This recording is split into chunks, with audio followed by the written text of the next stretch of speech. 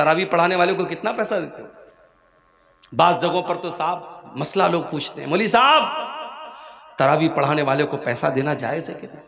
اچھا مطلب تم یہ پوچھ رہے ہو کہ تراویح پڑھانے والے کو پیسہ دینا جائز ہے کہ نہیں؟ وہ بیچارہ پورے مہینے کھڑا ہو کر کے تراویح کی نماز میں قرآن پڑھا رہا اور تم اس کو چند پیسے دیتے ہو تو مسئلہ پوچھ رہے ہو کہ پیسہ دینا جائز ہے کہ نہیں؟ شرم آنی چاہیے اور چلو بھر پانی میں ڈوب مرنا چاہیے۔ فری ہے، جھاڑو لگانے والا بھی آپ کے محلے میں آتا ہے تو اس کی تنخواہ لیتا ہے۔ اے مسلمان، تو نے سب سے حقیر سمجھا ہے تو قرآن کو سمجھا ہے۔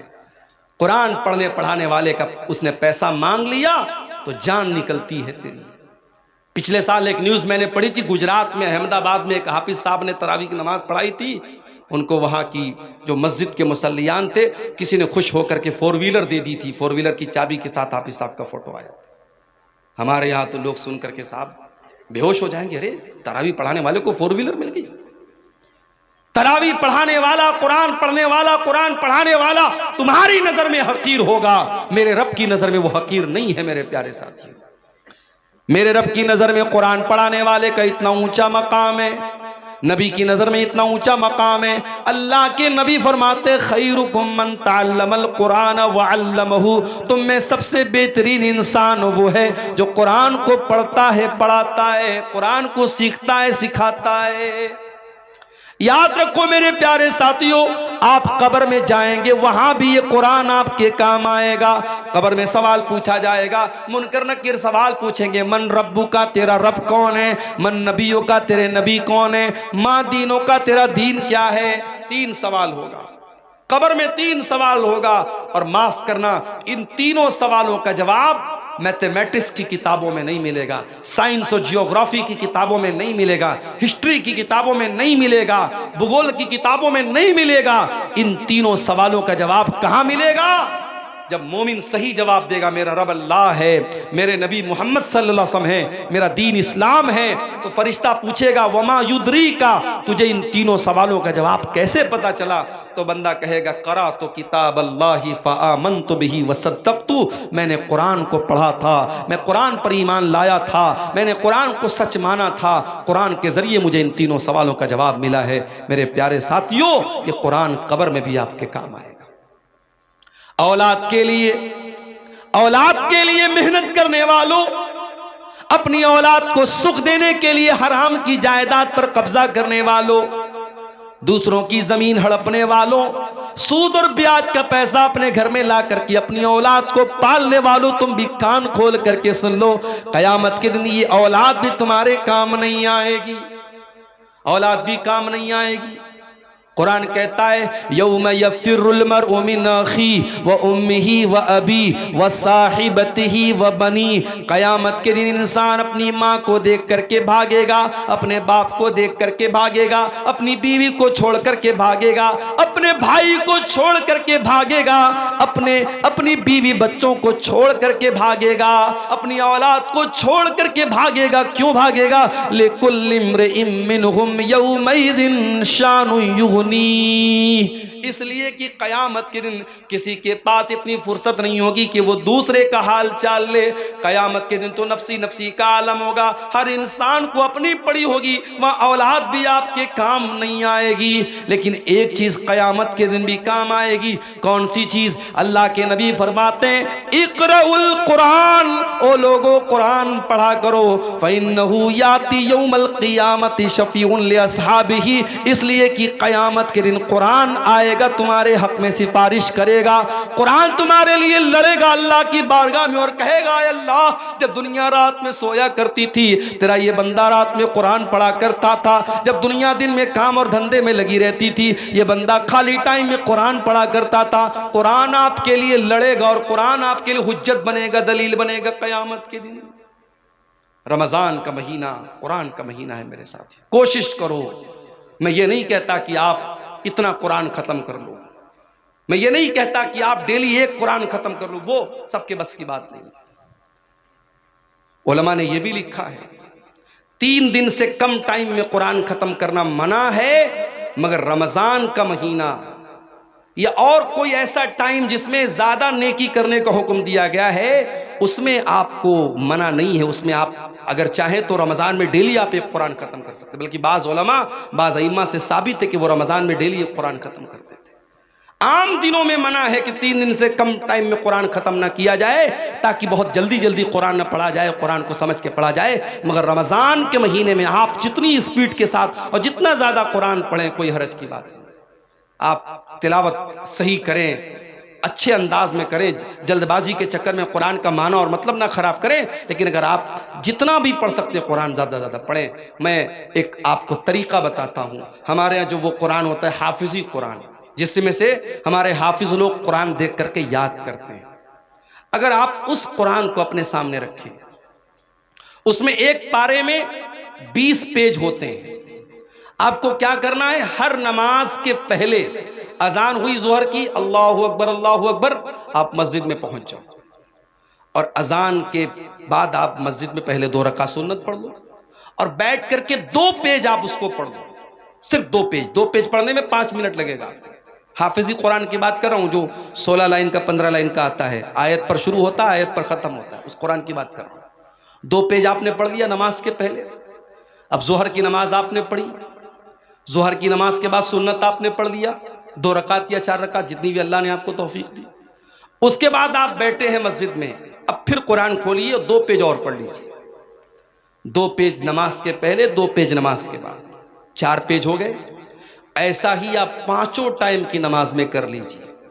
صرف اتنا کر لیجیے آپ رمضان میں کہ ہر نماز کے پہلے 2 پیج پڑھنا ہے، ہر نماز کے بعد 2 پیج پڑھنا ہے. 5 ٹائم کی نماز میں آپ کے 20 پیج ہو جائیں گے. ایک پارہ آپ کا آرام سے ڈیلی. آپ کوئی ایکسٹرا ٹائم آپ کو نہیں نکالنا پڑا. 5 منٹ آپ نے نماز کے پہلے نکالا، 5 منٹ نماز کے بعد نکالا. آپ ہر نماز کے بعد اس طریقے سے بھی کریں گے، ایکسٹرا ٹائم نہیں بھی نکالیں گے، تو کم سے کم ایک قرآن تو آپ رمضان میں ختم کر لیں گے انشاءاللہ. یہ ایک میں طریقہ آپ کو بتا رہا ہوں. رمضان قرآن کا مہینہ ہے میرے ساتھیوں، توجہ دو. اور 2 طریقے کی تلاوت کرو رمضان. ایک تلاوت تو یہ والی کر لو کہ بس پڑھنا ہے، صرف پڑھو گے تب بھی ثواب ملے گا. اور ایک تلاوت اور کرو کہ سمجھ کر کے پڑھنا ہے. الحمدللہ رب العالمین.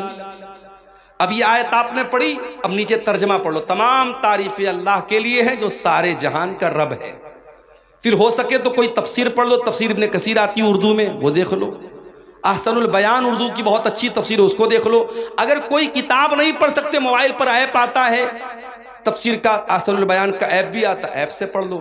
دھیرے دھیرے ایک ایک آیت کی تفسیر جتنا ٹائم نکال سکتے ہو پڑھو. قرآن پڑھنے کا اور قرآن پر غور کرنے کا مہینہ ہے رمضان کا. یہ 2 کام ہمیں اور آپ کو کرنا ہے میرے ساتھ. اور آگے بڑھیے. سیمانچل کے علاقے میں بیٹھا ہوں میں.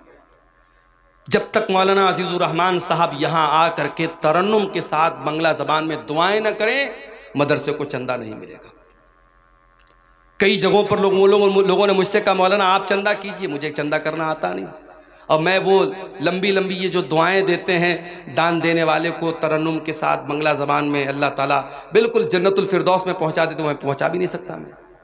تو اب یہ جو مزاج ہمارا بنا ہے کہ جب تک دعا نہیں کرے گا سامنے والا، اعلان نہیں کرے گا مائک سے، تب تک ہم چندہ نہیں دیں گے. یہ مزاج بھی بدلنے کی ضرورت ہے. ضروری نہیں ہے کہ ہر بات کا مائک میں اعلان کرایا جائے. بنارس میں ایک مسجد بن رہی ہے ہمارے محلے کے قریب میں. ایک اللہ کا بندہ آیا، نماز اس نے پڑھی، اس نے اعلان سنا کہ یہاں مسجد کی تعمیر کا کام چل رہا ہے. مسجد کی کمیٹی کے ذمہ دار کے کان میں دھیرے سے اس نے کہا مولانا صاحب مسجد کی تعمیر میں جتنا چھڑ لگے گا میں دینے کو تیار ہوں.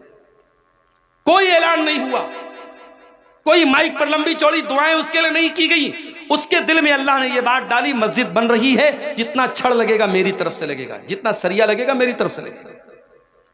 کوئی اللہ کا بندہ آتا ہے کہتا جتنے سیمنٹ لگیں گے میں دے دوں گا. کام اس طریقے سے ہوتا ہے میرے پیارے ساتھیوں. آج ہمارے اندر اگر کسی چیز کی کمی ہے تو اخلاص کی کمی ہے. کسی غریب کو راشن کا کٹ بھی ہم دیتے ہیں نا تو فوٹو کھینچتے ہیں اور اخبار میں ڈالتے ہیں کہ ہم نے ایک غریب کی مدد کی. غریب کی مدد تم نے کیا کی؟ تم نے غریب کی عزت کو نیلام کر دیا. جس غریب کو تم نے کیمرے کے سامنے فوٹو کھینچ کر کے میڈیا پہ ڈالا ہے، اس غریب کی کیا عزت نہیں ہے؟ کیا اس کی کوئی عزت نفس نہیں؟ اس کی کوئی خودداری نہیں ہے؟ کسی کی مدد کرنے کے نام پہ اس کی عزت کو نیلام کرتے ہو۔ کسی زمانے میں محاورہ تک کہاوت تھی، نیکی کر دریا میں ڈال، اب کہاوت بدل گئی، اب نیکی کر فیس بک پر ڈال، نیکی کر یوٹیوب پر ڈال، نیکی کر اسٹیٹس پہ ڈال۔ اب تو صاحب خانے کعبہ کا طواف بھی ہو رہا تو وہاں بھی سیلفی لے رہے ہیں۔ اب ایک ہی چیز کی سیلفی بچی ہے، ابا مر جائیں تو ان کی لاش کے ساتھ بھی سیلفی لی جائے۔ اب وہ بھی لوگ لینا شروع کر دیے ہیں، اپنے مرے ہوئے باپ کے ساتھ بھی لوگ سیلفی لے رہے ہیں۔ اللہ معاف کرے ہم سب۔ نمائش کا دور ہے، شہرت کا دور ہے، ریاکاری کا دور ہے۔ رمضان کا مہینہ ہمیں یہ سبق بھی سکھاتا ہے میرے ساتھی کہ کچھ عبادتیں ایسی بھی ہونی چاہیے جو ہماری اور اللہ کے بیچ میں ہونی چاہیے، اور روزہ ایسی ہی ایک عبادت ہے۔ صبح فجر کے ٹائم آپ نے سحری کھائی، جو بھی آپ نے سحری کھائی، میں نہیں جانتا آپ کے سیمانچل میں کیا کیا کھاتے ہیں، ہو سکتا ہے کچھ لوگ گوشت بھی کھاتے ہوں، سبزی بھی کھاتے ہوں، روٹی چاول بھی کھاتے ہوں، جو بھی آپ نے سحری کے ٹائم کھایا، ظہر کی اذان ہو گئی، ظاہر ہے 4 بجے آپ نے سحری کھائی تھی، 12:30 بجے ظہر کی اذان ہو رہی ہے، 8 گھنٹے کا ٹائم گزر چکا ہے، 8.5 گھنٹے کا۔ مارچ کا مہینہ چل رہا ہے، گرمی کا عالم ہے، آپ مسجد میں آئے، آپ نے وضو کرنے کے لیے پانی سے اپنے ہاتھوں کو دھویا، چلو میں پانی لیا، منہ میں ڈالا، حلق سوکھ رہا ہے۔ صبح 4 بجے کے بعد آپ نے پانی نہیں پیا ہے، حلق سوکھ رہا ہے اور پانی آپ کے منہ میں جا چکا ہے۔ اگر آپ اس پانی کے 2-4 قطرے حلق کے نیچے اتار لیں، وہاں تو کوئی کیمرہ نہیں لگا ہے، وہاں تو کوئی کیمرہ نہیں لگا ہے، لیکن ہاں ایک بات آپ سے یہ بھی کہنا چاہوں گا، جس کے دل میں اللہ کا ڈر نہ ہو، وہ خانے کعبہ میں جا کے، مکہ میں جا کر کے بھی وہاں پر بھی وہ گندا کام کرتا ہے۔ ابھی کل ایک صاحب نے مجھ کو بتایا کہ خانے کعبہ کے پاس جو لوگ طواف کرتے ہیں، اگر دوسرے کا سامان وہ اٹھا لیں گے، ان کو یہ لگے گا لاکھوں کی بھیڑ ہے، کون دیکھنے جاتا ہے، مگر ہزاروں کیمرے حرم میں لگے ہوئے ہیں، ہزاروں کیمرے لگے ہوئے ہیں اور پورا کنٹرول روم موجود ہے، اور ہزاروں وہاں CID کے لوگ اور CBI کے لوگ اور پولیس کے لوگ ان کیمروں پر نظر رکھتے ہیں۔ اگر آپ نے دوسرے کا سامان اٹھایا تو پولیس فوراً کیمرے سے آپ کو دیکھ لے گی اور آپ سے پوچھ تاچھ ہو سکتی ہے، اور دوسرے کا سامان آپ نے اگر جان بوجھ کر کے لے لیا ہے تو آپ پکڑے جا سکتے ہیں۔ اس لیے جو لوگ حج کرنے جاتے ہیں، عمرہ کرنے جاتے ہیں، ان کو یہ سکھایا جاتا ہے کہ حرم میں کوئی بھی سامان، آپ کا اپنا سامان ہے تو الگ بات ہے، کسی کا کوئی سامان چھونے کی کوشش مت کرنا۔ ایک صاحب نے ایک واقعہ بتایا کہ طواف کے دوران ایک ہندوستانی حاجی اور ہندوستانی مسلمان، 50 سال کے اوپر کا مسلمان، بار بار عورتوں کو ٹچ کر رہا تھا۔ طواف کے دوران وہ گندا انسان بار بار عورتوں کو ٹچ کر رہا تھا، اور کیمرے کی نظر سے جو کنٹرول روم میں پولیس والے موجود تھے وہ بار بار دیکھ رہے تھے کہ یہ انسان 1 بار نہیں 2 بار نہیں، اس نے 20 بار ایسا کیا۔ پولیس نے اس کو اریسٹ کر لیا۔ جب جیل میں پہنچا ہے وہ انسان، اس کے جوان بیٹے پہنچے، اس کی بیٹیاں پہنچی، نہیں ہمارا باپ اتنا گندا کام نہیں کر سکتا۔ پولیس والوں نے کیمرے کی کلپ لا کے سامنے رکھ دی، دیکھ لو تمہارے باپ نے کیا کیا ہے۔ اس کا مطلب یہ ہوا کہ جو ٹھرکی انسان ہوتا ہے، جو گندا انسان ہوتا ہے، جس کے دماغ میں شیطان بھرا ہوتا ہے، وہ مکے میں پہنچ جائے، خانے کعبہ کے پاس پہنچ جائے، وہاں بھی اس کے دماغ کی گندگی ختم نہیں ہوتی ہے میرے ساتھی۔ آپ کو خانے کعبہ کے پاس بھی اتنا گندا کام کرنے سے اگر کوئی چیز روک سکتی ہے، اللہ کا ڈر اور اللہ کا تقوی ہی روک سکتا ہے۔ اور رمضان کا روزہ ہمیں یہی سکھاتا ہے میرے ساتھیوں۔ صبح 4 بجے ہم نے سحری میں پانی پیا ہے، ظہر کے وضو میں پانی کے قطرے منہ کے اندر جا رہے ہیں، 2-4 قطرے حلق کے نیچے چلے جائیں، کون دیکھنے جاتا ہے، مگر بندہ 2-4 قطرے بھی اپنے حلق کے نیچے جانے نہیں دیتا ہے۔ کیوں؟ اللہ تعالیٰ کے عام کیا جواب دیں گے؟ ہمارا روزہ برباد ہو جائے گا، ہمارے روزے کا کوئی مطلب نہیں رہ جائے گا۔ اسی لیے اللہ کے نبی فرماتے ہیں کہ اللہ تعالیٰ کہتا ہے الصوم لی وانا اجزی بہ، کہ بندہ روزہ میرے لیے رکھتا ہے اور اس کا بدلہ میں ہی دوں گا۔ یدعو طعامہ وشرابہ وشہوتہ من اجلی، بندہ میرے لیے کھانا چھوڑ دیتا ہے، بندہ میرے لیے پانی چھوڑ دیتا ہے، بندہ میرے لیے شہوت چھوڑ دیتا ہے، بیوی موجود ہے بیوی کے پاس نہیں جاتا، کھانا موجود ہے کھانا نہیں کھاتا ہے، پانی موجود ہے پانی نہیں پیتا ہے اللہ کے لیے۔ روزہ ہمیں اخلاص سکھاتا ہے، روزہ ہمیں اللہ کا ڈر سکھاتا ہے۔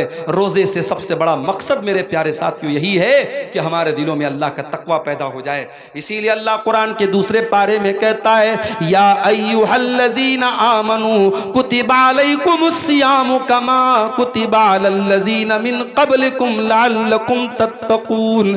اے ایمان والو تم پر روزے فرض کیے گئے جس طریقے سے تم سے پہلے کے لوگوں پر فرض کیے گئے تاکہ تم متقی بن جاؤ، تاکہ تمہارے دلوں میں اللہ کا تقوی اللہ کا ڈر پیدا ہو جائے۔ تو رمضان کے اندر تقوی پیدا کرو میرے ساتھی، اور آگے بڑھیے۔ رمضان کے اندر ایک کام ہمیں اور بھی کرنا ہے، رمضان دعا کا مہینہ ہے۔ قرآن میں جہاں اللہ تعالیٰ نے رمضان کے روزے کا ذکر کیا وہیں پر فرمایا وَإِذَا سَأَلَكَ عِبَادِي عَنِّي فَإِنِّي قَرِيب۔ اے میرے نبی جب میرے بندے آپ سے میرے بارے میں سوال کریں انہیں جواب دے دو میں قریب ہوں، میں قریب ہوں۔ اجیب دعوت الداعی، میں دعا کرنے والے کی دعا کو سنتا ہوں۔ شرط یہ ہے فَلْيَسْتَجِيبُوا لِي وَلْيُؤْمِنُوا بِي، کہ بندہ میری بات مانے اور میرے اوپر ایمان رکھے۔ رمضان دعا کا مہینہ ہے میرے ساتھیوں، جب آپ بھوکے پیاسے رہ کر کے اللہ کی بارگاہ میں ہاتھ پھیلاتے ہیں اللہ آپ کی دعا کو رائے گا نہیں کرتا، اللہ آپ کی دعا کو لوٹاتا نہیں ہے۔ اسی لیے اللہ کے نبی فرماتے ہیں ثلاث دعوات لا ترد، تین لوگوں کی دعا اللہ تعالیٰ لوٹاتا نہیں ہے۔ دعوت الوالد لولدہ، ایک باپ کی دعا، باپ جب اپنی اولاد کے حق میں دعا کرتا اللہ اس دعا کو کبھی لوٹاتا نہیں ہے۔ ودعوت المسافر، اور مسافر کی دعا کو اللہ تعالیٰ لوٹاتا نہیں ہے۔ ودعوت الصائم، اور روزے دار کی دعا کو بھی اللہ تعالیٰ لوٹاتا نہیں ہے۔ روزے کی حالت میں میرے پیارے ساتھیوں دعا کرو، اپنے لیے بھی دعا کرو، اپنے بچوں کے لیے دعا کرو، اپنے ماں باپ کے لیے دعا کرو، ساری امت کے لیے دعا کرو، ملک کے حالات کے لیے دعا کرو، اپنے کاروبار اور روزی روٹی کے لیے دعا کرو۔ اور بہتر یہ ہے کہ جو اللہ کے نبی جو دعائیں کرتے تھے آپ دعا کی کوئی کتاب لے لو۔ ایک اچھی سی کتاب کا نام میں آپ کو بتا رہا ہوں، حصن المسلم، بہت اچھی کتاب ہے دعا کی۔ آپ آن لائن بھی اس کو اپنے موبائل کے پلے اسٹور میں جا کے اس کو ڈاؤن لوڈ کر سکتے ہیں۔ اس میں چھوٹی چھوٹی دعائیں ہیں، آپ دیکھ کے ان کو پڑھ لیجئے یا یاد کر کے پڑھ لیجئے۔ دعاؤں کو روزے کی حالت میں خوب کیجئے۔ رمضان دعا کا مہینہ ہے میرے پیارے ساتھی۔ رمضان صبر و برداشت کا بھی مہینہ ہے۔ آپ روزے کی حالت میں ایک انسان آپ کے پاس آتا ہے، گالی دے دیتا ہے آپ کو، برا بھلا کہہ دیتا ہے آپ کو، آپ صبح سے کچھ کھائے نہیں ہیں بھوکے ہیں، اور جب انسان بھوکا رہتا ہے تو اس کا پارا اور ہائی ہو جاتا ہے، اس کا بی پی اور بڑھ جاتا ہے، اس کو اور زیادہ غصہ آنے لگتا ہے۔ ہونا تو یہ چاہیے تھا کہ جب آپ روزے کی حالت میں ہیں اور کوئی آپ کو آ کر کے گالی دے دے تو ہونا تو یہ چاہیے تھا کہ شریعت آپ کو اجازت دے دے کہ آپ تو بھوکے پیاسے ہیں، آپ گالی کا جواب گالی سے دے سکتے ہیں، آپ غصے کا جواب غصے سے دے سکتے ہیں، ہونا تو یہ چاہیے تھا مگر نہیں۔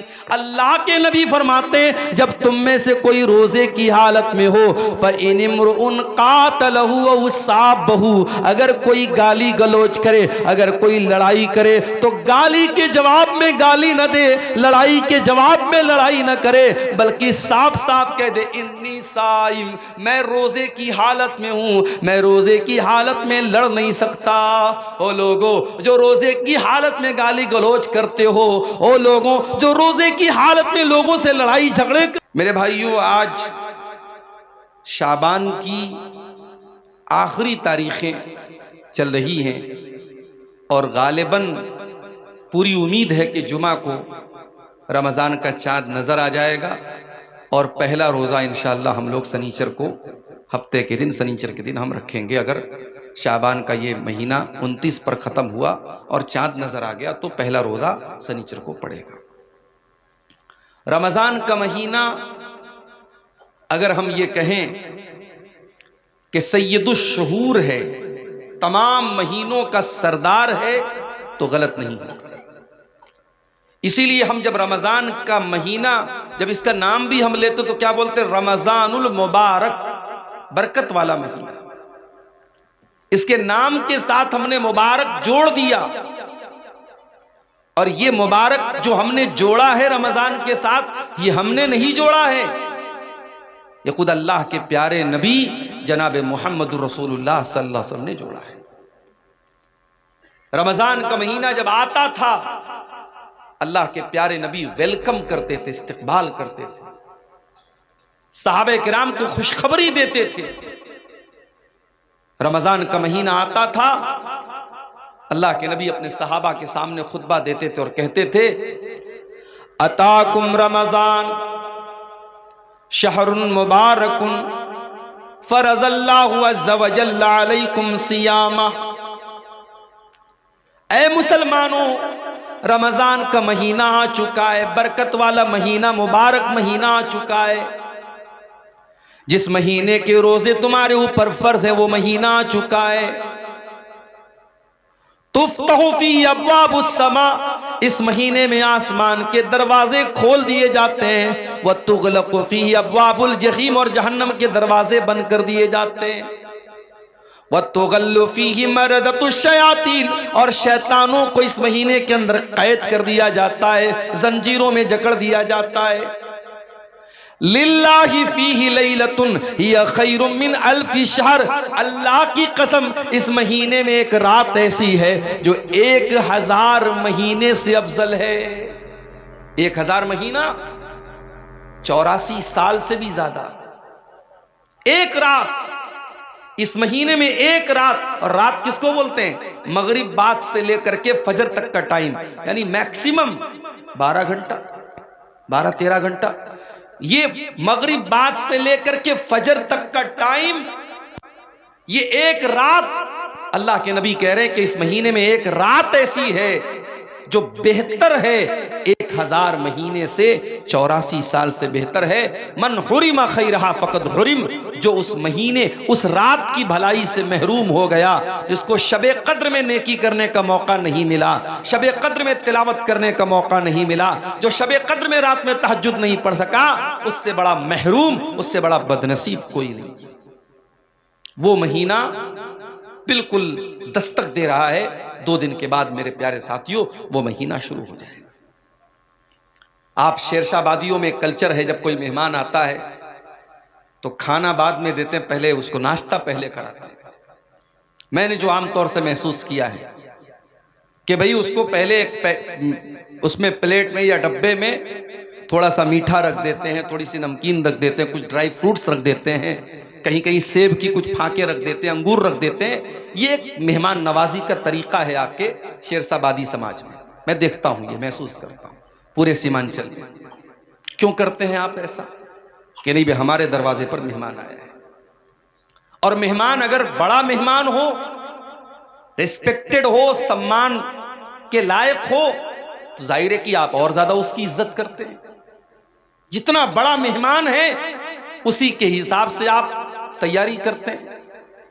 ایسا تو نہیں ہو سکتا کہ مہمان آپ کے گھر میں آئے اور کپڑے ادھر پڑے ہیں، گندگی پڑی ہے، گھر میں صفائی نہیں ہے۔ اگر ایسا کریں گے تو یہ مانا جائے گا کہ آپ کے اندر مینر نہیں ہے، آپ کے اندر طور طریقہ نہیں ہے، تمیز نہیں ہے۔ مہمان آنے والا ہوتا ہے، ہم اپنے کمروں کو سجاتے ہیں، اپنے گھر کو سجاتے ہیں، صاف صفائی کرتے ہیں۔ یہ کامن سینس کی بات ہے جس پر ہم سب عمل کرتے ہیں۔ میرے پیارے ساتھیوں، رمضان کا مہینہ بھی تو ایک مہمان بن کے آ رہا ہے، ایسا مہمان بن کے آ رہا ہے جو اللہ کی رحمتیں لے کر کے آ رہا ہے۔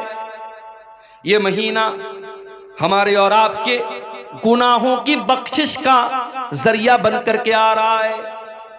ہم اگر چاہیں تو اس مہینے میں اپنے گناہوں کو بخشوا سکتے ہیں، اس مہینے میں تراویح کی نماز پڑھ کر کے ہم اللہ تعالیٰ کے مقرب بن سکتے ہیں، اس مہینے کا روزہ رکھ کر کے اللہ سے اپنے گناہوں کو معاف کروا سکتے ہیں، اس مہینے میں قرآن کی تلاوت کر کے اپنے گناہوں کے بادلوں کو ہم چھانٹ سکتے ہیں، صاف کر سکتے ہیں۔ ہونا تو یہ چاہیے تھا، اس مہینے کے لیے ہمارے دلوں میں ایک ایکسائٹمنٹ پیدا ہوتی، ایک اتسکتا ہوتی، اور ہم ذہنی طور پر اس مہینے کے استقبال کے لیے تیار ہوتے۔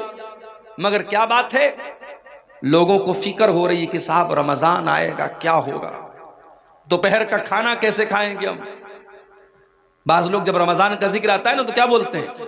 کھا لو 2 دن کے بعد دوپہر کا کھانا نصیب نہیں ہوگا۔ یعنی رمضان کا نام سنتے ہی کچھ لوگوں کے دل اور دماغ میں ایک مصیبت آ جاتی ہے کہ یار بڑی مشکل والا مہینہ آ گیا، 13 گھنٹے 14 گھنٹے بھوکے رہنا پڑے گا، 1 گھنٹہ 1.5 گھنٹہ کھڑے ہو کے تراویح کی نماز پڑھنی پڑے گی، صبح 4 بجے اٹھ کر کے سحری کھانا پڑے گا، عورتوں کو الگ فکر رہتی ہے ہم کو یہ بنانا پڑے گا وہ بنانا پڑے گا۔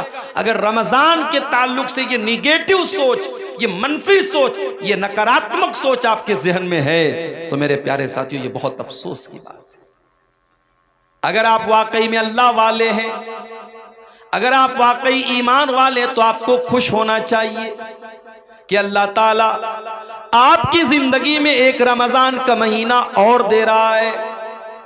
ہمیں سے بہت سارے لوگ ایسے ہیں، پچھلے سال بھی نوشاد بھائی کی دعوت پر آپ کے گاؤں میں آیا تھا، تقریر کر کے چلا بھی گیا تھا، اور جہاں تک مجھے یاد ہے وہ پروگرام بھی رمضان کے پہلے ہی ہوا تھا۔ پچھلے سال رمضان کا مہینہ گزرا تھا اور آپ کے گاؤں کے بہت سارے لوگ اس وقت زندہ تھے جو آج زندہ نہیں ہیں، اللہ کو پیارے ہو چکے ہیں۔ ان میں بوڑھے بھی ہوں گے، ان میں جوان بھی ہوں گے، ان میں مرد بھی ہوں گے، ان میں عورتیں بھی ہوں گی۔ پچھلے سال وہ ہمارے بیچ میں تھے، اس سال ہمارے بیچ میں نہیں ہیں۔ موت نے ان کو ہم سے دور کر دیا، وہ اللہ کے پاس چلے گئے، اور اللہ تعالیٰ نے ہماری زندگی میں ایک اور رمضان کا مہینہ دے دیا ہے۔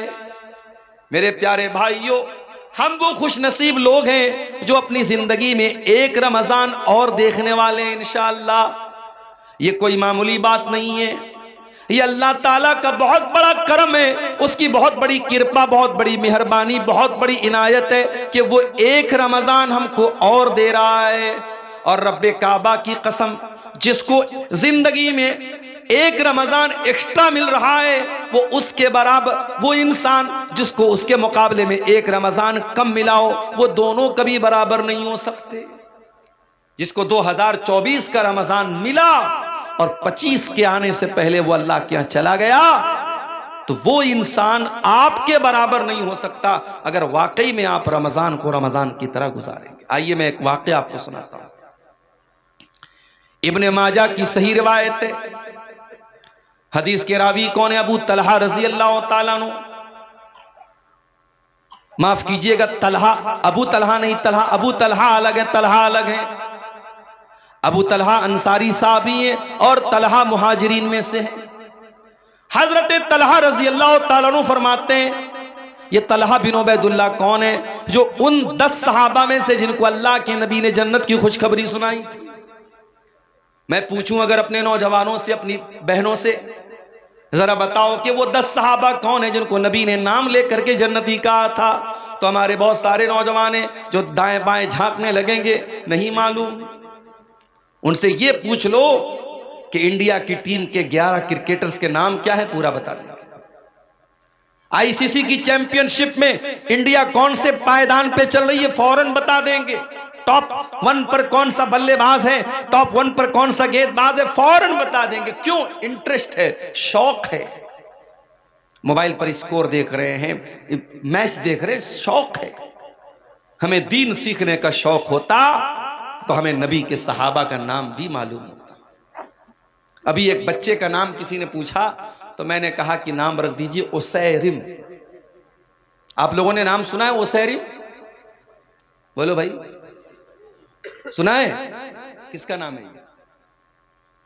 اسیرم بہت پیارا نام ہے، اگر آپ کے گھر میں بچہ پیدا ہو یہ نام رکھ دینا، آگے پیچھے کچھ لگا دینا، محمد اسیرم یا عبداللہ اسیرم۔ اسیرم نام جو ہے یہ اس صحابی کا نام ہے جو جنگ بدر کے موقع پر ایمان لائے اور ایمان لاتے ہی جنگ بدر میں شامل ہو گئے اور اللہ کی راہ میں لڑتے لڑتے شہید ہو گئے۔ علماء نے لکھا ہے کہ یہ وہ صحابی ہیں جنہوں نے ایک ٹائم کی نماز بھی نہیں پڑھی تھی، ایمان لائے اور ایمان لاتے ہی اللہ کی راہ میں لڑتے لڑتے شہید ہو گئے اور جنت میں جائیں گے۔ ایک نماز پڑھے بغیر بھی جو جنت میں جائیں گے اس صحابی کا نام ہے اسیرم، الف صاد یا را میم، اسیرم۔ یہ نام رکھ سکتے ہیں آپ، صحابہ کے نام پر اپنے بچوں کے نام رکھو۔ 10 صحابہ جنتی ہیں، چلو میں آپ کو گنا دیتا ہوں۔ ابو بکر، عمر، عثمان، علی، یہ تو سب جانتے ہیں۔ اس کے علاوہ سعد بن ابی وقاص رضی اللہ تعالیٰ عنہ، سعید بن زید رضی اللہ تعالیٰ عنہ، عبد الرحمن بن عوف رضی اللہ تعالیٰ عنہ، ابو عبیدہ ابن جراح رضی اللہ تعالیٰ عنہ، طلحہ رضی اللہ تعالیٰ عنہ، زبیر رضی اللہ تعالیٰ عنہ۔ یہ ٹوٹل 10 صحابہ ہیں جن کا نام لے کر کے نبی نے جنتی ہونے کی بشارت سنائی۔ ان 10 میں سے کون ہے؟ طلحہ بن عبید اللہ۔ ان کی روایت ہے، اور روایت کہاں ہے؟ ابن ماجہ کے اندر، بالکل صحیح روایت ہے۔ کہتے اللہ کے نبی کے پاس 2 لوگ آئے بہت دور سے، دونوں نے ایک ساتھ اسلام قبول کیا۔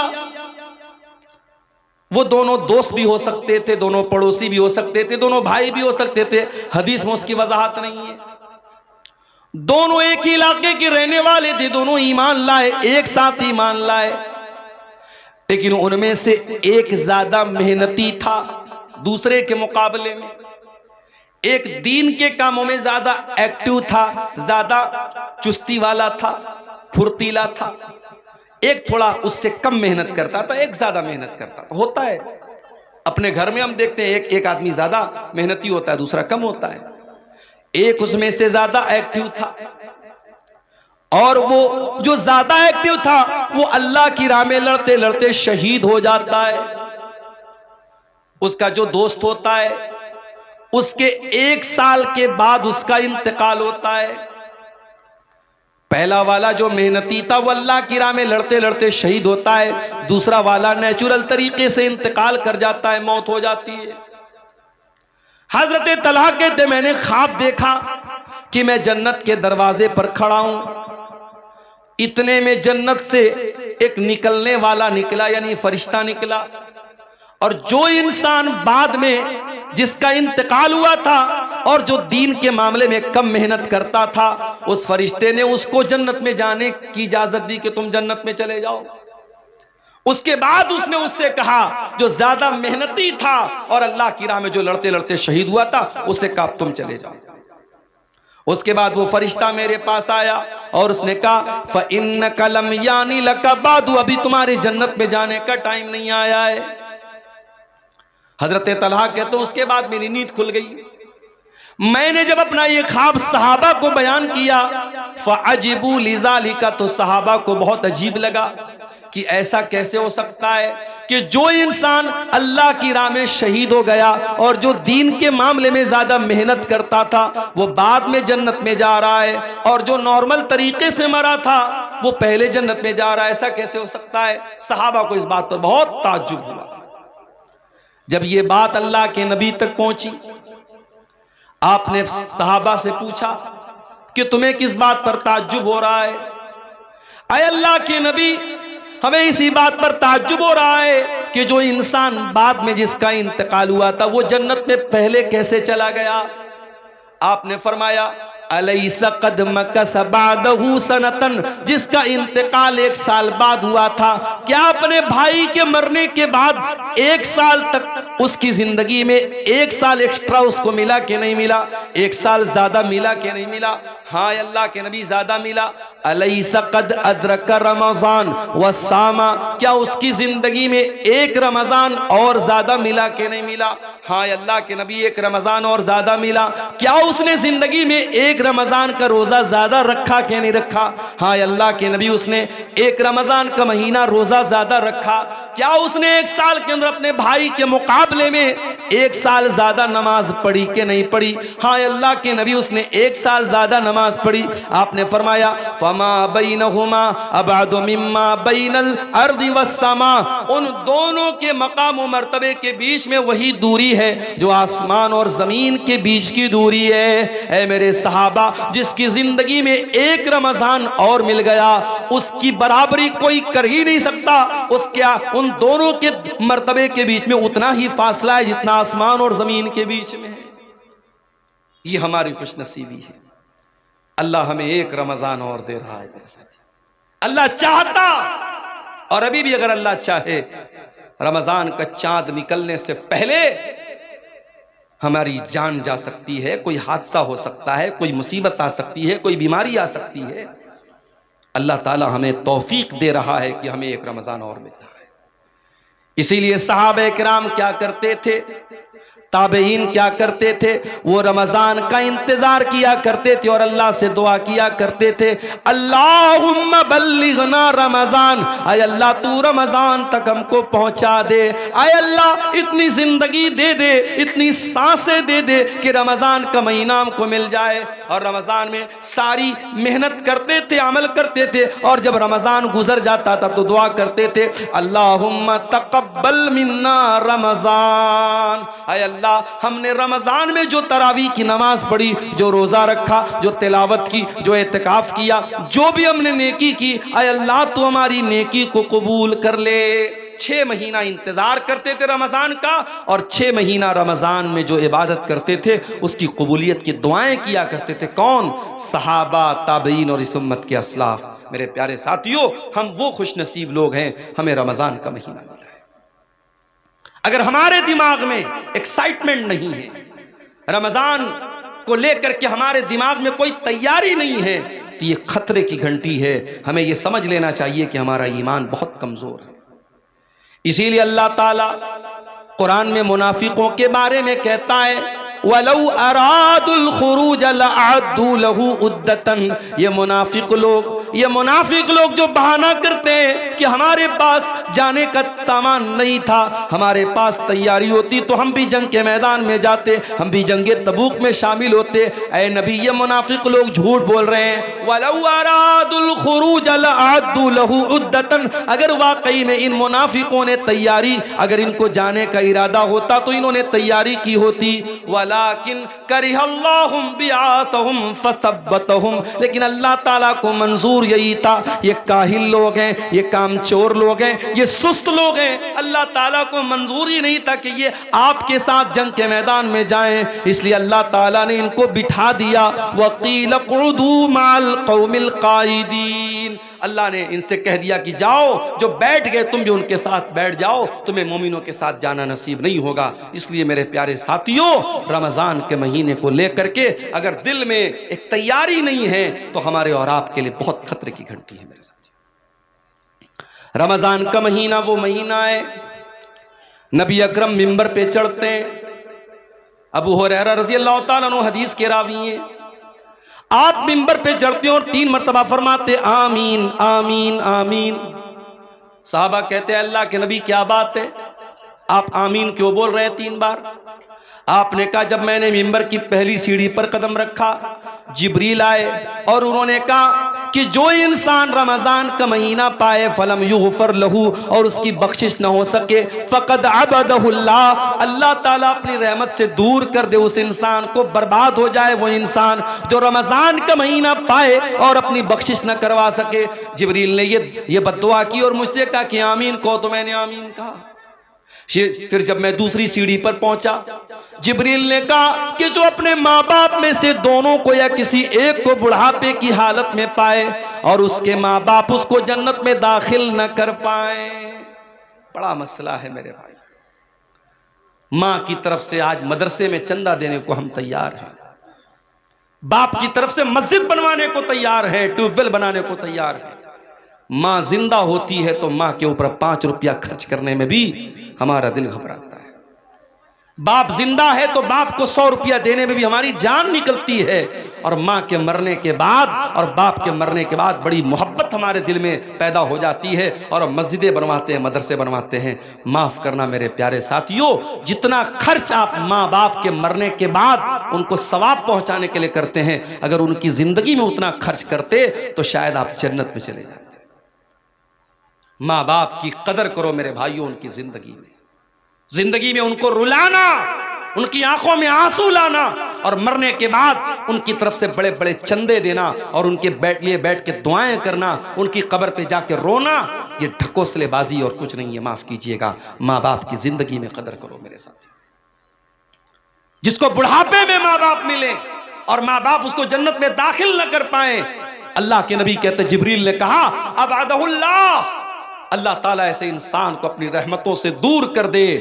جبریل نے بد دعا کی اور میں نے کہا آمین۔ اس کے بعد جب ممبر کی 3ری سیڑھی پر میں چڑھا تو جبریل نے کہا وہ انسان جس کے سامنے اے نبی آپ کا نام لیا جائے، جس کے سامنے محمد کہا جائے صلی اللہ علیہ وسلم اور وہ آپ کا نام سننے کے بعد آپ کے اوپر درود نہ پڑے، صلی اللہ علیہ وسلم نہ پڑے، اس انسان کے اوپر بھی اللہ کی لعنت برسے، اس انسان کو بھی اللہ اپنی رحمت سے دور کر دے۔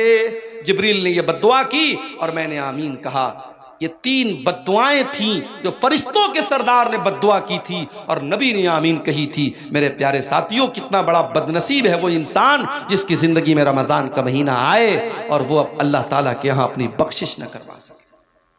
اور یہ بھی یاد رکھیے، قرآن کریم میں اللہ تعالیٰ نے اگر کسی ایک مہینے کا نام لیا ہے تو وہ بھی صرف اور صرف رمضان کا مہینہ ہے۔ مہینے تو 12 ہیں مگر اللہ نے صرف ایک مہینے کا نام لیا ہے اور وہ مہینہ رمضان کا مہینہ ہے۔ اور جب اللہ نے رمضان کے مہینے کا نام لیا قرآن کے دوسرے پارے میں تو کیا کہا اللہ نے؟ اللہ نے یہ نہیں کہا رمضان روزے کا مہینہ ہے، اللہ نے یہ نہیں کہا رمضان تراویح کا مہینہ ہے، اللہ نے یہ نہیں کہا رمضان اعتکاف کا مہینہ ہے، اللہ نے یہ نہیں کہا رمضان زکوٰۃ کا مہینہ ہے۔ اللہ نے فرمایا شہر رمضان الذی انزل فیہ القرآن، رمضان کا مہینہ وہ مہینہ ہے جس میں قرآن اتارا گیا، ھدی للناس، اور یہ قرآن ساری مانوتا کے لیے مارگ درشن کا کام کرتا ہے، ساری انسانیت کو سچائی کا راستہ دکھاتا ہے۔ ھدی للناس وبینات من الہدی والفرقان، اور قرآن کی آیتیں سچائی کو کھول کھول کے بیان کر دیتی ہیں، حق اور باطل کو کھول کھول کے بیان کر دیتی ہیں۔ پتہ یہ چلا کہ رمضان وہ مہینہ ہے جس میں قرآن اترا تھا۔ اچھا، اب ایک سوال یہ پیدا ہوتا ہے کہ قرآن تو اکٹھا نہیں اترا، قرآن تو اللہ کے نبی کے اوپر تھوڑا تھوڑا 23 سال میں اترا، تو پھر اس کا کیا مطلب ہے کہ قرآن رمضان کے مہینے میں اترا؟ تو اس کو بھی نوٹ کر لو کہ قرآن 2 طریقے سے اترا ہے۔ ایک تو قرآن لوح محفوظ سے مکمل آسمان دنیا پر، یہ جو آسمان ہم کو نظر آتا ہے نا، یہ جو پہلا آسمان ہے اس کا نام آسمان دنیا ہے۔ دنیا مطلب قریب، چونکہ یہ آسمان ہم سے سب سے زیادہ قریب ہے اس لیے اس کو آسمان دنیا کہا جاتا ہے۔ اس کے اوپر 6 آسمان اور ہیں۔ تو اللہ تعالیٰ نے لوح محفوظ سے آسمان دنیا پر جو قرآن اتارا ہے وہ رمضان کے مہینے میں اتارا ہے اپنے پیارے نبی کے اوپر، رمضان کے مہینے کی آخری عشرے کی کسی رات میں۔ اور وہ رات کون سی ہے؟ یہ وہی رات ہے جس کو لیلۃ القدر کہا گیا اور جس کے بارے میں اللہ نے قرآن کی سورت نازل کی، انا انزلناہ فی لیلۃ القدر وما ادراک ما لیلۃ القدر لیلۃ القدر خیر من الف شہر۔ اے میرے نبی، اس قرآن کو ہم نے لیلۃ القدر میں اتارا ہے اور آپ کیا جانے کہ لیلۃ القدر کیا ہے؟ لیلۃ القدر خیر من الف شہر، لیلۃ القدر تو 1000 مہینے سے بہتر ہے۔ تو ایک تو قرآن اللہ تعالیٰ کے یہاں سے آسمان پر اترا، پھر وہاں سے تھوڑا تھوڑا کر کے ہمارے نبی کے اوپر اترا ہے۔ اس لیے اللہ کہہ رہا ہے کہ رمضان کا مہینہ وہ مہینہ ہے جس میں قرآن اتارا گیا ہے۔ اور آج افسوس کی بات ہے ہمارا وہ نوجوان جو 24 گھنٹے میں ہزاروں بار موبائل کھولتا ہے کہ واٹس ایپ پر کس کا میسج آیا، انسٹا پر کس کا میسج آیا، فیس بک کی پوسٹ کو کتنے لوگوں نے لائک کر لیا، اور انسٹاگرام کے فوٹو کو کتنے لوگوں نے لائک کر لیا، واٹس ایپ کے اسٹیٹس کو کتنے لوگوں نے دیکھ لیا۔ ایک ایک میسج کو پڑھتا ہے، ایک ایک لائک کو دیکھتا ہے۔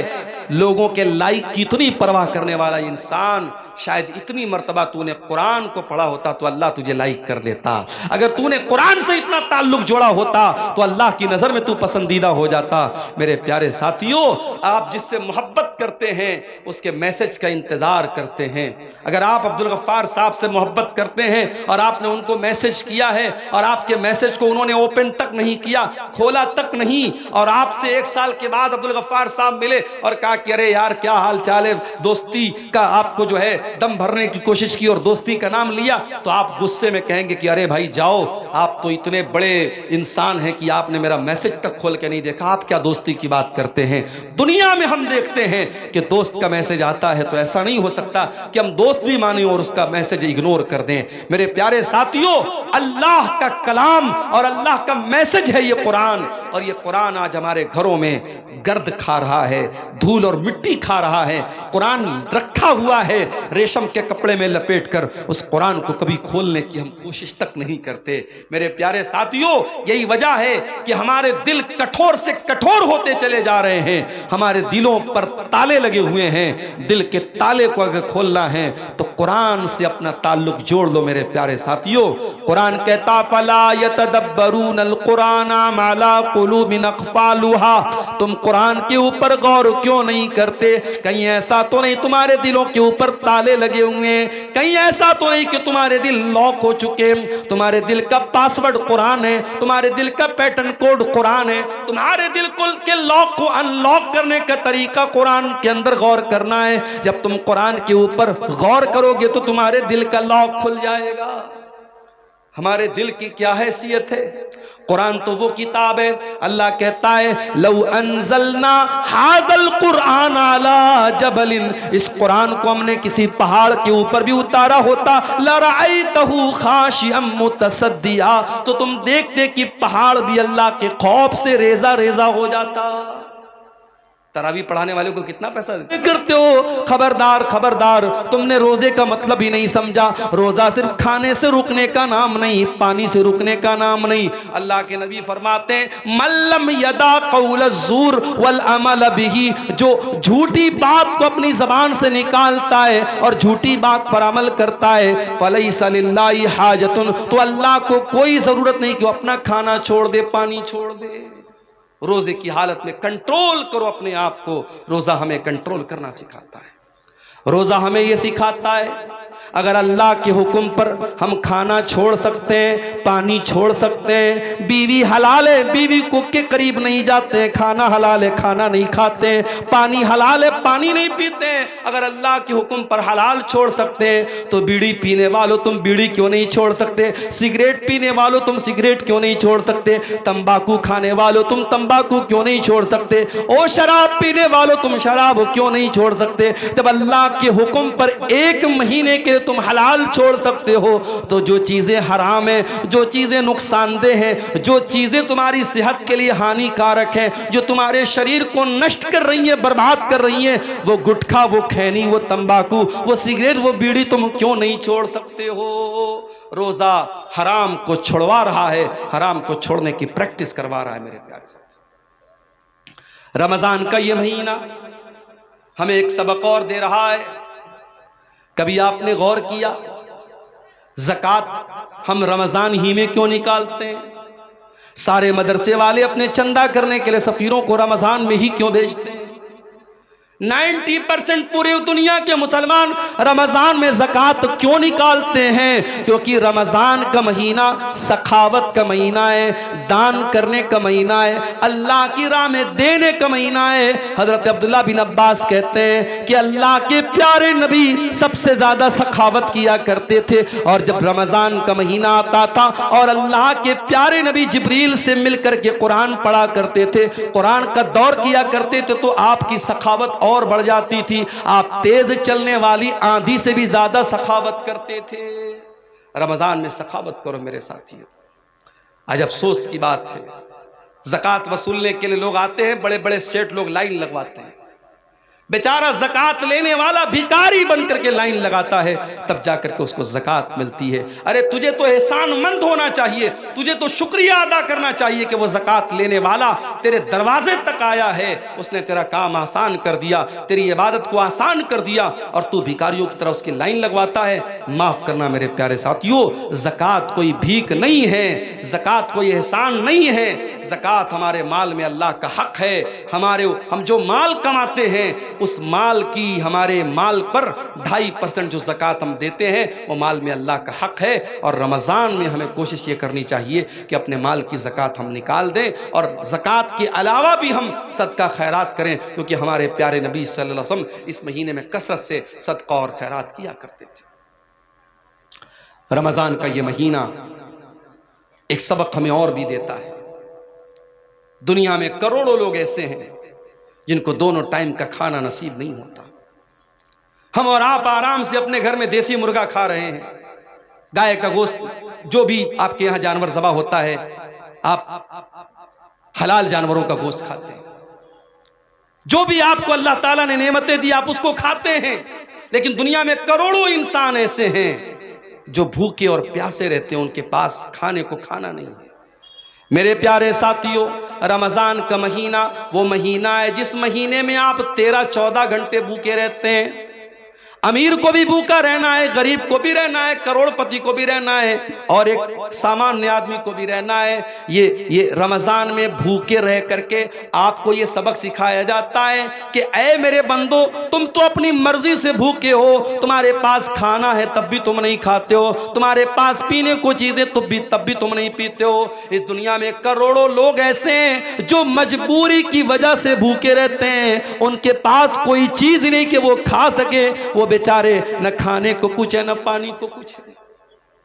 رمضان کے اس مہینے میں جب آپ دسترخوان پر طرح طرح کی چیزوں کو کھانے کے لیے بیٹھا کرو میرے ساتھیوں، تو آپ فلسطین کے شہر غزہ کے اپنے ان بھائیوں کو یاد کر لینا، جب ہیلی کاپٹر سے کھانے کی کٹیں ان کو پھینکی جاتی ہیں، ان کے چھوٹے چھوٹے بچے خوش ہو جاتے ہیں، 3 دن بعد 4 دن بعد ان کو کھانے کو کچھ مل جاتا ہے۔ میرے پیارے ساتھیوں، وہ بھی تو آپ کے مسلمان بھائی ہیں، وہ بھی تو آپ کے کلمہ گو بھائی ہیں، اسی دھرتی پر رہتے ہیں، ان کے گھروں کو تباہ کر دیا گیا، ان کے کاروباروں کو برباد کر دیا گیا، ان کی دکانوں پر بلڈوزر چلا دیا گیا۔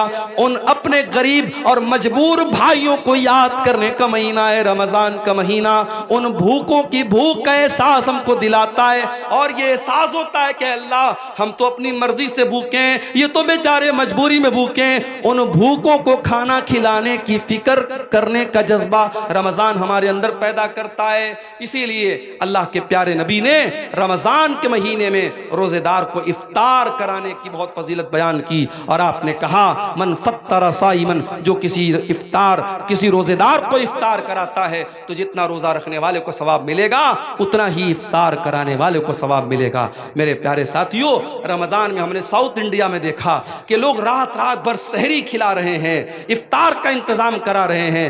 حرم کے اندر آپ کبھی رمضان میں آپ کو عمرہ کرنے کا موقع ملے، آپ جا کے دیکھیے، کہیں پہ بسکٹ بٹ رہا ہے، کہیں پہ کیک بٹ رہا ہے، کہیں پہ کھجور بٹ رہی ہے، کہیں پہ زمزم بٹ رہا ہے۔ کتنے اللہ کے بندے کروڑ پتی لوگ ہیں، وہ لوگوں کو بانٹ رہے ہیں کہ روزے داروں کے افطار میں میرا بھی پیسہ شامل ہو جائے، روزے دار کے حلق میں میرے بھی کھانے پینے کی چیزیں پہنچ جائیں۔ میرے پیارے ساتھیوں، یہ جذبہ رمضان ہمیں اپنے اندر پیدا کرنے کی، ہمیں جذبہ ہمارے اندر پیدا کرتا ہے۔ اور آخری بات میرے پیارے ساتھیوں، رمضان کا مہینہ ہمیں اپنے اندر چینجنگ لانے کا سبق دیتا ہے۔ جیسے ہی رمضان کا مہینہ آئے گا ہماری زندگی چینج ہو جائے گی۔ ایسے عام طور سے جو لوگ فجر میں بھی اٹھتے ہیں، وہ فجر میں اٹھتے ہیں، نماز پڑھتے ہیں، لیکن رمضان کے مہینے میں آپ فجر سے بھی 1 گھنٹہ پہلے اٹھتے ہیں، برش کرتے ہیں، باتھ روم جاتے ہیں، اس کے بعد آپ بیٹھ کر کے سحری کرتے ہیں، پھر دن میں آپ کی عادت ہے 11 مہینے آپ دوپہر کا کھانا کھاتے ہیں، صبح 10 بجے ناشتہ کرتے ہیں۔ رمضان کے مہینے میں کوئی ناشتہ نہیں، کوئی دوپہر کا کھانا نہیں، صبح سحری آپ نے کھائی، پھر ڈائریکٹ آپ افطار کے ٹائم کھاتے ہیں۔ سونے کا ٹائم بدل گیا، کھانے کا ٹائم بدل گیا۔ رمضان میں 1 مہینے کے لیے زندگی بدل جاتی ہے۔ سبق یہ ملا کہ اگر ہم اپنے آپ کو بدلنا چاہیں تو بہت کچھ بدل سکتے ہیں۔ میرے پیارے ساتھیوں، شاعر کہتا ہے خدا نے آج تک اس قوم کی حالت نہیں بدلی، نہ ہو جس کو خیال خود اپنی حالت کے بدلنے کا۔ اگر قوم کے حالات کو بدلنا ہے، اگر ملت کے حالات کو بدلنا ہے، تو رمضان کا مہینہ ایک سبق دے رہا ہے کہ 1 مہینے کے لیے اگر اپنے ٹائم ٹیبل کو ہم بدل سکتے ہیں تو ہم قوم اور ملت کے حالات کو بھی میرے ساتھیوں بدل سکتے ہیں۔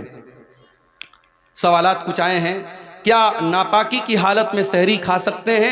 اگر رات میں انسان ناپاک ہوا ہے اور اسی حالت میں فجر کی اذان ہو گئی، اسی حالت میں فجر کی اذان ہو گئی، کوئی حرج کی بات نہیں، اسی حالت میں سحری کھا لیا، کوئی حرج کی بات نہیں۔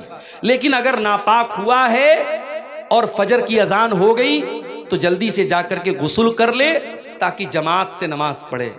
اگر کوئی انسان ناپاکی کی حالت میں رہ جاتا ہے اور جان بوجھ کر کے فجر کی نماز چھوڑ دیتا ہے اور پھر صبح سو کر کے اٹھتا ہے 9 بجے 10 بجے اور پھر نہا دھو کے نماز پڑھتا ہے تو یہ غلط ہے اور یہ صحیح نہیں ہے۔ نماز کو ٹائم پر پڑھنا ہے۔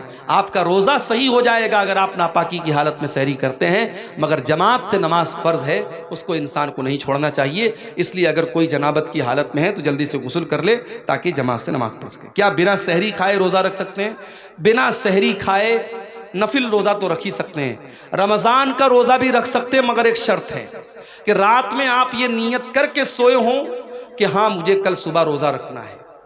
نفل روزے میں نیت ضروری نہیں ہے، نفل روزے میں آپ فجر کے ٹائم اگر اٹھے، اذان ہو گئی، آپ کے دل میں ارادہ پیدا ہوا کہ آج میں روزہ رکھ لیتا ہوں، سحری نہیں کھائی آپ نے فجر کے بعد نیت کر لی، آپ نفل روزہ رکھ سکتے ہیں۔ مگر رمضان میں رات ہی میں آپ کو دل میں یہ ارادہ کرنا پڑے گا کہ ہاں مجھے کل روزہ رکھنا ہے۔ اگر یہ ارادہ کر کے آپ سوئے تھے اور صبح آپ کی نیند نہیں کھل پائی سحری میں، تو بغیر سحری کے بھی آپ کا روزہ ہو جائے گا۔ روزے کی حالت میں تھوک نگلنا کیسا ہے؟ آٹومیٹک نیچرلی طور پہ اگر کچھ تھوک آپ کا حلق کے اندر چلا جاتا ہے تو کوئی حرج کی بات نہیں، لیکن جان بوجھ کے اپنے منہ میں ڈھیر سارا تھوک بنانا اور اس کو نگلنا یہ مناسب بات نہیں، یہ جو ہے اخلاق کے بھی خلاف بات ہے، ایسا نہیں کرنا چاہیے۔ بہرحال اس سے روزہ تو نہیں ٹوٹے گا، مگر ایسا کرنا ٹھیک نہیں ہے۔ کیا روزے دار روزے کی حالت میں بیوی کا بوسہ لے سکتے ہیں؟ لے سکتے ہیں، مگر ایک شرط کے ساتھ کہ انسان کو اپنے اوپر کنٹرول ہو۔ پتہ لگا کہ بیوی کا بوسہ لینے گیا اور ناپاک ہو گیا تو مسئلہ ہو جائے گا، پھر وہ ایک روزہ ہی نہیں جائے گا، اس کو 60 روزہ رکھنا پڑ جائے گا، یا 60 مسکینوں کو کھانا کھلانا پڑ جائے گا، یا لگاتار 2 مہینہ اس کو روزہ رکھنا پڑے گا، تو وہ بہت بھاری پڑ جائے گا۔ اس لیے جو انسان اپنے نفس پر کنٹرول کر سکتا ہے اس کو اس بات کی اجازت دی جا سکتی ہے، اس سے روزہ نہیں ٹوٹتا ہے، ٹھیک ہے۔ جو شخص کسی بیماری کی حالت میں روزہ نہ رکھ سکے تو اس کا کیا مسئلہ ہوگا؟ اگر بیماری ایسی ہے کہ آج بیماری ہے کل ٹھیک ہو جائے گی تو اس کو تو قضا کرنا ہے، لیکن بیماری ایسی ہے کہ اب ٹھیک نہیں ہوگی، جیسے شوگر ہو گیا، ٹی بی ہو گئی، اب یہ تو ٹھیک ہونا بہت مشکل ہے، تو ایسا انسان جس کی بیماری لا علاج ہے یا اب عمر کے ساتھ رہے گی وہ بیماری، تو ایسا انسان اگر روزہ نہیں رکھ پا رہا ہے تو ہر روزے کے بدلے ایک مسکین کو کھانا کھلائے گا، ایک مسکین کو 2 ٹائم کا کھانا اس کو کھلانا رہے گا۔ بہتر یہ کہ کھانا کھلا دے یا 2 ٹائم کے کھانے کا جو اناج ہے وہ اناج دے دے۔ اگر اناج دینے میں بھی کوئی پرابلم ہے تب بہت مجبوری کی حالت میں اس کا پیسہ دے سکتا ہے، ورنہ شریعت میں اطعام کا لفظ آیا، کھانا کھلانے کا لفظ آیا ہے تو کھانا ہی دینا چاہیے یا کھانے کی جگہ اناج دینا چاہیے۔ روزے کی حالت میں گل یا کوئی نشاور چیزوں کا استعمال کرنا کیسا؟ بالکل غلط ہے۔ روزہ جب آپ جائز چیزوں کو چھوڑ رہے ہیں تو بھائی گل کیوں نہیں چھوڑ رہے ہیں آپ؟ کوئی کہہ رہا ہے کہ صاحب ہم گل اس لیے کرتے ہیں پیٹ صاف ہوتا ہے، ارے بھائی کسی اور چیز سے صاف کر لو اپنا پیٹ، گل سے مت صاف کرو۔ اور گل ایک ایسی چیز ہوتی ہے کہ کچھ نہ کچھ اس کا اثر منہ کے اندر محسوس ہوتا ہے، تو روزے کی حالت بہت اگر آپ کی مجبوری ہے تو آپ صبح سحری کے پہلے جو ہے یعنی فجر کے پہلے آپ کر لیجئے، وہ بھی اس صورت میں جب گل کے اندر نشہ نہ ہو۔ اگر گل کے اندر کسی طریقے کا نشہ ہے تو روزے کے پہلے یا روزے کے بعد میں یا روزے کی حالت میں کسی بھی صورت میں وہ صحیح نہیں ہے۔ روزے کی حالت میں اگر کوئی شخص اپنی بیوی سے ہم بستری کر لے تو وہ کیا کرے؟ جان بوجھ کر کے اگر ایسا کرتا ہے تو روزے کا اس کو کفارہ دینا پڑے گا۔ کفارہ کیا ہے؟ لگاتار 60 دن جو ہے وہ روزہ رکھے، اگر اس کی طاقت نہیں ہے تو 60 مسکینوں کو کھانا کھلائے۔ اگر کوئی مسلمان کسی غیر مسلم کو روم کرائے پہ دے دی اور اس میں مورتی رکھ کر مورتی کی پوجا کرے تو کیا یہ صحیح ہے؟ اب جب آپ نے غیر مسلم کو دیا ہے تو آپ کو سوچ سمجھ کے دینا چاہیے تھا، آپ نے دیا ہے تو آپ منع تو نہیں کر سکتے، غیر مسلم ہے تو اپنی تو پوجا کرے گا ہی، لیکن بہرحال آپ اگر یہ شرط لگا دیں کہ بھائی دیکھو ٹھیک ہے ہم تم کو دکان کے لیے دے رہے ہیں مگر اس میں پوجا پاٹ مت کرو، اگر یہ شرط لگا سکتے ہیں اور سامنے والا اس شرط پر عمل کر سکتا ہے تو اچھی بات ہے، لیکن اگر یہ شرط لگائے بغیر آپ نے دیا ہے اور وہ کر رہا ہے تو آپ کیسے روک پائیں گے؟ اس لیے قرآن کی آیت ہے کہ برائی کے کاموں میں ایک دوسرے کی مدد مت کرو، یہ ایک طریقے کا شرک ہو رہا ہے جو آپ کے گھر میں ہو رہا ہے، تو آپ شرک کے کاموں میں سپورٹ کا سبب نہ بنیں، اس سے بچنے کی کوشش کریں۔ کیا مدرسے میں صدقۃ الفطر دینا چاہیے؟ کوئی عالم بولتے ہیں کہ دے اور کوئی بولتے ہیں نہ دے۔ اگر مدرسے میں غریب بچے ہیں، غریب بچوں کے اوپر وہ پیسہ خرچ ہو رہا ہے، اس کا الگ حساب کتاب ہے کہ صدقۃ الفطر کا جو اناج ہے وہ انہی غریب بچوں پر خرچ ہو رہا ہے یا وہ رقم ان غریب بچوں پر خرچ ہو رہی ہے، تب تو دیا جا سکتا ہے، لیکن عام طور سے اس میں مدرسین کی تنخواہ بھی دی جا رہی ہے، مدرسے کی تعمیر بھی ہو رہی ہے، تو ایسی صورت میں دینا ٹھیک نہیں ہے، کیونکہ صدقۃ الفطر کا پیسہ مسکین کو دینے کا حکم ہے، ہر جگہ دینے کا حکم نہیں ہے۔ جو عالم خود عمل نہیں کرتا اور وہ دوسروں کو واعظ و نصیحت کرتا ہے تو کیا صحیح ہے؟ ظاہر ہے کہ صحیح تو نہیں ہے۔ لِمَ تَقُولُونَ مَا لَا تَفْعَلُونَ، وہ بات کیوں کہتے ہو جو تم کرتے نہیں ہو؟ کیا حلال جانور کا خصیہ کھا سکتے ہیں؟ جانور جب حلال ہے تو اس کے بدن کی تمام چیزیں حلال ہیں، کوئی بھی چیز مکروہ نہیں ہے، ٹھیک ہے۔ اللہ تعالیٰ سے دعا ہے اللہ تعالیٰ ہم سب کو نیک عمل کی توفیق عطا فرمائے، رب العالمین ہمیں کہنے سننے سے زیادہ عمل کی توفیق دے، ایمان پر قائم رکھے، ایمان پر ہم سب کا خاتمہ ہو، آمین وآخر دعوانا الحمدللہ رب العالمین، والسلام علیکم ورحمۃ اللہ وبرکاتہ۔ وعلیکم السلام ورحمۃ اللہ۔